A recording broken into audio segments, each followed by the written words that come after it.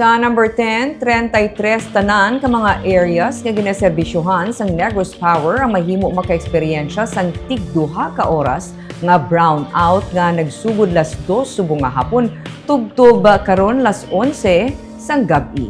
Ini kasunod sang red kag yellow alert status sa Visayas nga ginabiso sa National Grid Corporation of the Philippines ukon NGCP.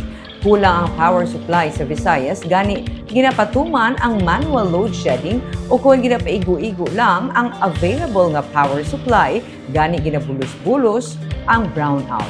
Humalin pa sa nagliligat nga semana, ini ginapatuman. Pero sini nga semana, humalin sang Domingo, naka-red alert ang Visayas, tubtub subong nga Biyernes. Red alert ang Visayas 5 p.m. tubtub 9 p.m. Buot silingon kulang ang nagasulod nga power supply sa Visayas kay nag-shutdown ang dalago nga power plant sa Visayas kag wala man sang sobra nga power sa Mindanao nga pwede ipasa sa Visayas.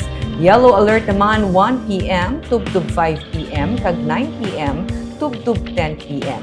Nagakahulugan nga intsaktuhan lang ang power supply nga available kag wala sang allowance and kaso magsaka ang demand. Yara sa 2,269 megawatts ang available capacity sang power supply pero nagalabot sa 2,511 megawatts ang peak sa demand sa kuryente.